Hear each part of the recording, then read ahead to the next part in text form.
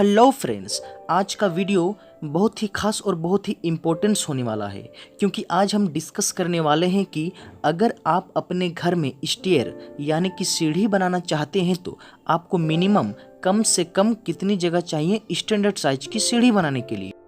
तो इसलिए आज का वीडियो बहुत ही ज़रूरी और ख़ास होने वाला है और मैं आज आपको पूरा कैलकुलेशन के साथ बताने वाला हूँ। तो कृपया करके आप वीडियो को पूरा देखें और मुझे पूरा भरोसा है कि इस वीडियो को देखने के बाद आपको सीढ़ी से रिलेटेड जितने भी डाउट्स हैं वो सभी क्लियर हो जाएंगे। तो अगर आपने अभी तक इस चैनल को सब्सक्राइब नहीं किया है तो जल्दी से कर ले और बेल आइकन की घंटी को भी दबा ले ताकि जब भी मैं यूट्यूब में कोई वीडियो अपलोड करूंगा तो उसका नोटिफिकेशन आपको आपके मोबाइल पर सबसे पहले मिल जाएगा। तो चलिए अब यह जानते हैं कि रेसिडेंशियल घर में स्टैंडर्ड साइज की सीढ़ी बनाने के लिए कितनी जगह की आवश्यकता होती है। तो सबसे पहले कोई भी सीढ़ी कितनी बड़ी बनेगी अर्थात उसका साइज क्या होगा, यह 4 चीज पर निर्भर करता है। पहला राइजर पर, दूसरा ट्रेड्स पर, तीसरा हाइट ऑफ रूफ स्लैब पर और चौथा स्टेयर की प्लेटफॉर्म लेंथ पर। स्टेयर की साइज को समझने से पहले आपको इन चारों के बारे में जानना बहुत आवश्यक है और हम यह भी जानेंगे कि एक रेसिडेंशियल घर में इन चारों चीज़ों का स्टैंडर्ड साइज क्या होता है।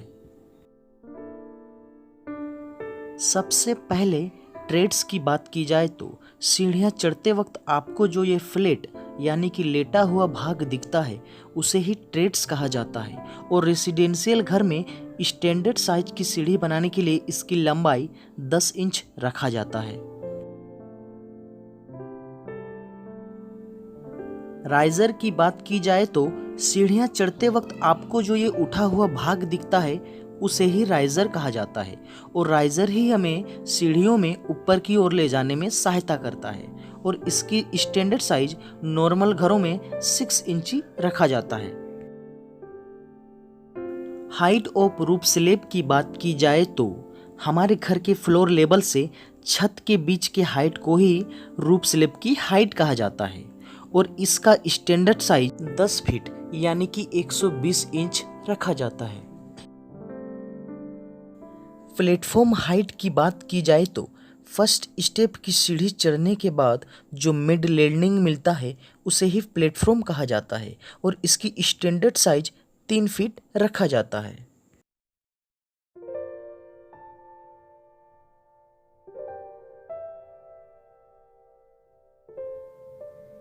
स्टेयर की साइज को कैलकुलेशन करने से पहले आपको टोटल नंबर्स ऑफ राइजर और ट्रेड्स की कैलकुलेशन करनी पड़ेगी, तभी जाकर आप स्टेयर की साइज को मेज़र कर सकेंगे। तो चलिए हम पहले राइजर और ट्रेड्स की कैलकुलेशन करते हैं। तो इनकी कैलकुलेशन हम राइजर, ट्रेड्स और स्लैब हाइट के स्टैंडर्ड साइज के अकॉर्डिंग करेंगे। तो आप इनकी स्टैंडर्ड साइज स्क्रीन पर देख सकते हैं।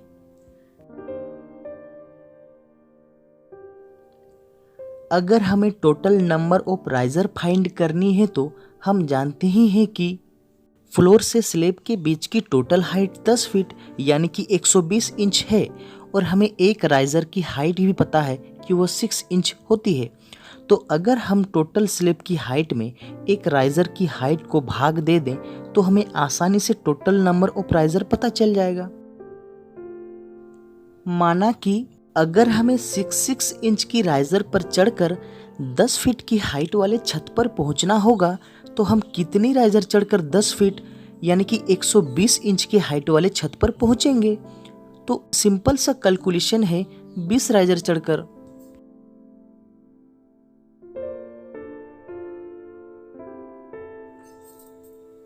जब भी हम अपने घर में सीढ़ी बनाते हैं और ज़्यादातर घरों में 2 स्टेप वाली सीढ़ी बनाई जाती है जैसा कि आप स्क्रीन पर देख सकते हैं और इन दोनों स्टेप को 5-5 फीट के बराबर हाइट पर डिवाइड किया जाता है। तो इसलिए टोटल 20 राइजर भी बराबर बराबर भाग में दोनों स्टेपों में डिवाइड हो जाता है।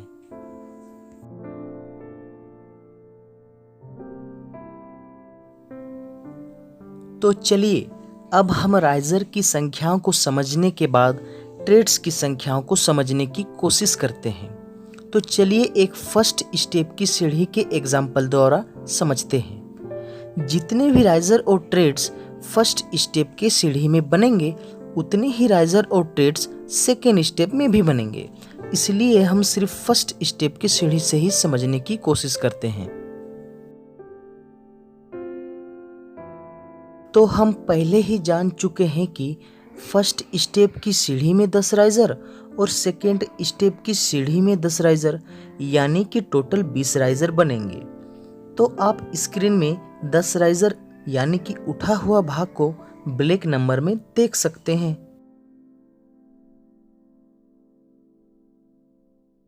अब यदि नंबर ऑफ ट्रेड्स यानी कि लेटा हुआ भाग की बात की जाए तो हम यदि नंबर ऑफ राइजर में 1 माइनस कर दें तो हमें नंबर ऑफ ट्रेड्स यानी कि लेटा हुआ भाग पता चल जाएंगे।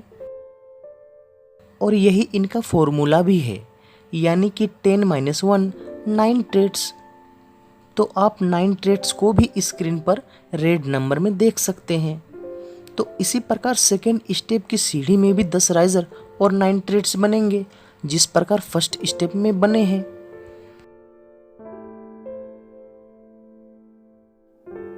तो फाइनली अब हम सीढ़ियों में राइजर और ट्रेड्स की कैलकुलेशन को समझ चुके हैं। तो अब हम आसानी से स्टेयर की टोटल लेंथ को मेजर कर सकेंगे।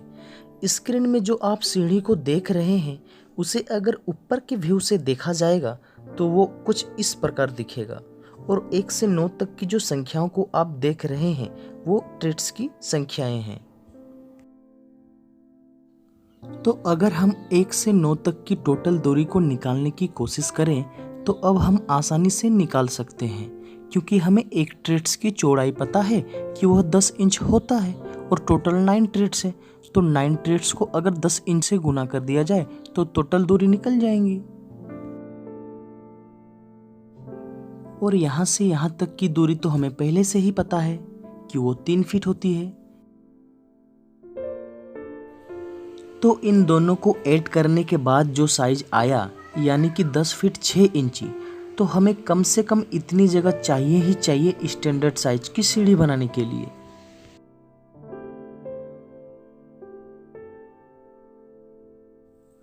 अब अगर स्टेयर की चौड़ाई की बात की जाए तो आप उसकी चौड़ाई को कम से कम 3-3 फीट करके अर्थात टोटल 6 फीट रखने की कोशिश करें, और यही चौड़ाई स्टैंडर्ड साइज माना जाता है। धन्यवाद।